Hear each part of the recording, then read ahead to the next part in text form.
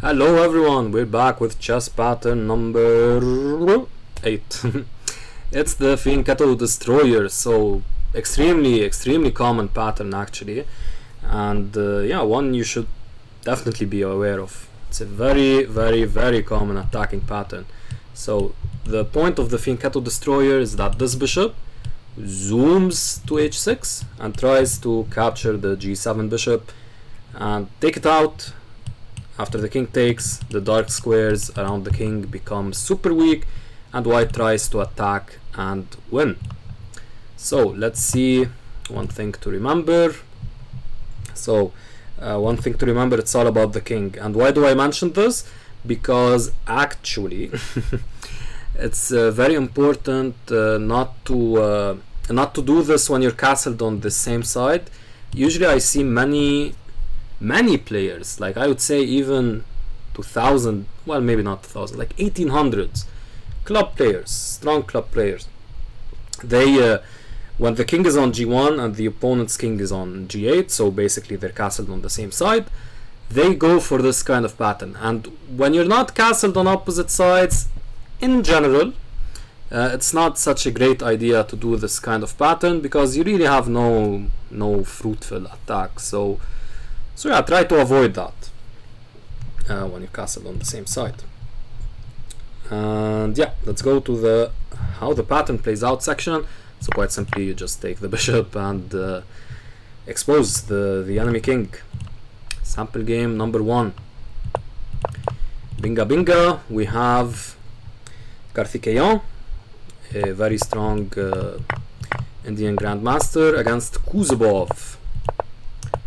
Kuzubov, I believe, is I mean, of course he's strong, but I think he's Ukrainian. Or maybe Russian, I'm not sure. Okay, so we got a standard Sicilian defense, dragon.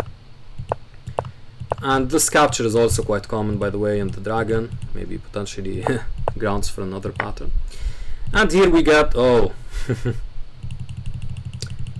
Stop clicking like an idiot. Okay, here we got the Fianchetto Destroyer. White wants to remove this bishop to attack like crazy. Attack like crazy, and this is also a common pattern here. You take and come here and then g5 to remove the knight's defense of h7. Knight a4. Quite solid, the knight on a4. And white starts trying to come in. Note that the queen covers c1, so there's no tactics. There are no tactics here. And we got a very nice sacrifice here, going for mate if it's accepted, so it's not accepted.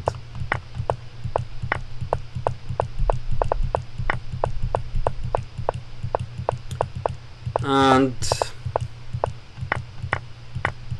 yeah, of course this is all just technique, and this is nice technique just to promote. So very nice game. Second game, sample game number 2. Oh, I thought I removed the computer analysis. Well, maybe some of you guys will enjoy that. So, we get to see another dragon, and here bishop h6 is played. Of course it's a blunder because of like a common idea here. So this is actually very surprising. I guess maybe it might have been a notation error. Or maybe not. Because this kind of thing, bishop h6, it's very well known actually in the dragon that you take here. White can't take back because you lose that with check. And white can't take here because you lose this with check. So you just blunder the piece. So I'm rather surprised this occurred. But anyway, the point isn't all of this. The point is later. Now, taking h4. And this. I like to include sample games with other chess patterns, so you can see how they kind of all intertwine. So this is a very common pattern as well. To open up the king side, you sacrifice one pawn, then sacrifice the other, and sack mate. Here, of course, if it's accepted, you have another sacrifice. So So black tries to defend, but now comes f4 and zingers are coming. And yeah, here it's just a simple conversion. White is up a piece, which doesn't become too simple actually. But yeah, eventually white wins. Alright, so for our test, let's take a look at this opening. Another Sicilian. One of these structures in the bishop b5 Sicilians and the Rosalimos. And now we get to see the Fianchetto destroyer, of course, just so you take note. Here, of course, if you're going to castle short, don't do the Fianchetto destroyer, especially in this position, doesn't make much sense. And now white takes, and okay, the question here is how to continue the attack. What would you play here, and what's the continuation, what's the follow-up, what happened in the game actually. Alright, so pause the video and try to figure that out.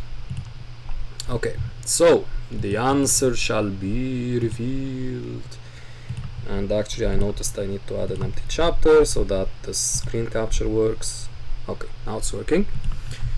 So the full game, let's see what happened. So let's zoom through the opening again, and boom, queen g5, going for knight f5 check, going for some of these rooks here, going for some mates. So whoops, oh actually that's what occurred. So let me remove the arrows. So knight d7, but knight f5 check anyway. The point is that, of course, like you move here, this is coming, and I can take here, and the queen actually is like, okay, I'll show you guys. So let's say you go here,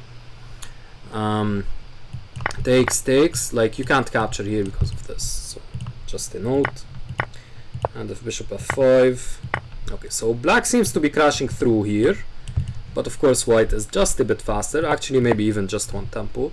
a3, usually these sacrifices can come about, but thankfully the queen isn't here, so the c5 pawn is not being all too helpful, and the queen retreats here to add further defenses, but it's quite a sneaky queen, picks up a pawn, and eventually white sacrifices here to get this position with two rooks and is able to fork. So very nice game here. And yeah, that's it for this Fianchetto destroyer pattern, guys. Very important. If you're a Sicilian dragon player from either side, you have to know this pattern. And actually in many other openings with Fianchetto's modern defense, Peart's opposite side casting, 150 attack, you need to know this pattern like the back of your thumb or hand. Alright, so with that, guys, I bid you adieu. Take care.